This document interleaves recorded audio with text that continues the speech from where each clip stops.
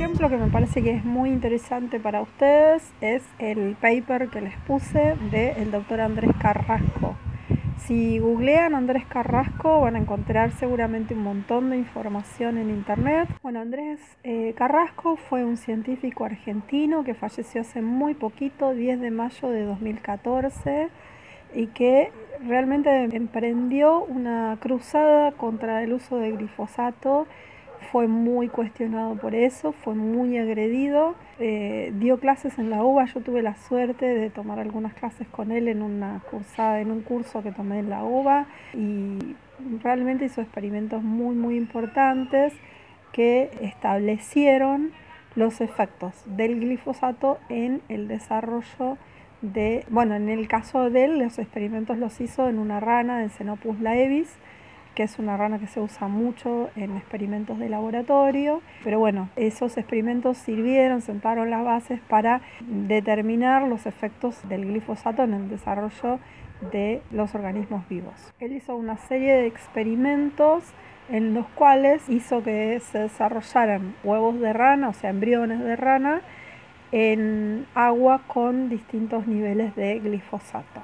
Y lo que observó fueron los efectos a nivel de desarrollo que tenía el glifosato en el agua. El paper está en inglés y las características que se estudia quizás son muy complicadas, muy complejas, y los van a distraer. Yo no quiero que ustedes se distraigan demasiado tratando de entender algo que excede los temas de la materia, pero sí me interesa que ustedes puedan ver en la figura que yo les puse en la presentación, donde están las comparaciones entre los embriones que se desarrollan en un medio sin contaminación y los embriones que se desarrollan en el medio contaminado con glifosato. Y van a ver, sin lugar a dudas, que hay malformaciones, que hay modificaciones a nivel fenotípico muy importantes y muy notorias. De las fotos que ustedes van a ver dicen control, y otras de las fotos que están al lado, o la misma foto está partida y tienen una parte que dice control y otra parte que dice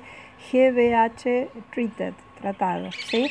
Entonces, los controles son aquellos que crecen en condiciones no contaminadas, y los tratados son aquellos que sí fueron expuestos al químico y que se someten a análisis para ver qué es lo que pasó. Ustedes saben que siempre que hacen un experimento tienen que tener un control que está en condiciones normales, donde la variable que ustedes van a analizar está en un punto determinado que ustedes establecen como el normal o el básico, etcétera, y en el grupo que ustedes someten a experimentaciones, donde van modificando esa variable y van observando qué es lo que pasa, cómo va cambiando. En este caso, lo que él hizo fue crecer los embriones de rana en agua sin contaminar y, por otro lado, en agua con distintos niveles de contaminación. Y lo que observó en todos los casos es que hay cambios a nivel morfológico muy importantes, que hay malformaciones muy importantes. A Andrés Carrasco se lo cuestionó mucho, se lo persiguió mucho, incluso lo han agredido físicamente en muchos de los lugares donde él iba a dar las charlas, especialmente en las zonas productoras de soja. Solían ir las gente, digamos, del campo, de la sociedad rural, a agredirlo y a hacerle, digamos, a boicotear sus presentaciones y sus explicaciones. Pero la verdad es que él, bueno, enfrentó sus miedos, o enfrentó a estas personas que trataban de boicotearlos, y dijo su verdad. Durante mucho tiempo se lo cuestionó y se minimizaron sus experimentos y sus resultados, pero bueno, hoy en día se sabe que todo lo que estudió él fue muy importante, digamos, y estableció bases muy importantes.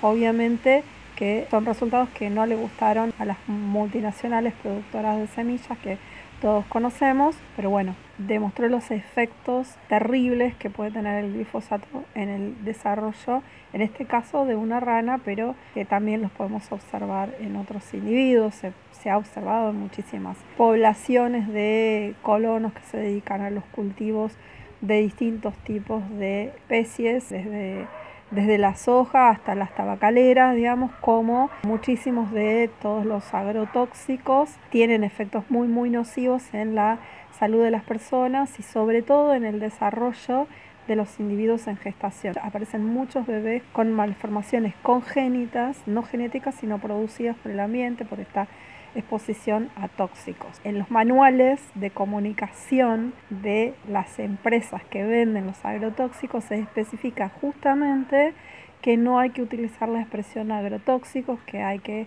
utilizar otras expresiones como agroquímicos o fertilizantes o herbicidas, pero no denominarlos como agrotóxicos.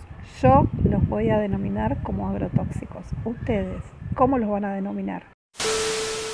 Otra de las diapos que tienen y que tiene que ver directamente con el tema de la contaminación ambiental, tiene que ver con la contaminación ambiental sonora. También el paper, que les puse una captura del paper, está en inglés lamentablemente, así que solamente lo van a poder leer quienes se manejen un poquito con el idioma. Otra vez, tiene ciertas complejidades que tampoco me importa que se distraigan demasiado en tratar de entender si la corteza cerebral, etcétera. Pero sí, bueno, que ustedes vean, digamos, que hay un estudio determinado hecho en ratones respecto de cómo se modifica la vascularización de la corteza cerebral en ratones que están sometidos a ruido extremo. Entonces lo que hicieron 2 investigadoras y un investigador, lo que hicieron estas personas fue estudiar la vascularización, ¿sí? El desarrollo de la microvascularización que ocurre en la corteza de ratones en las regiones relacionadas con la audición, de ratones que crecen en condiciones normales, sin contaminación sonora, y ratones que crecen en condiciones de altos niveles de ruidos y de motores, digamos, expuestos todo el tiempo a esa contaminación sonora.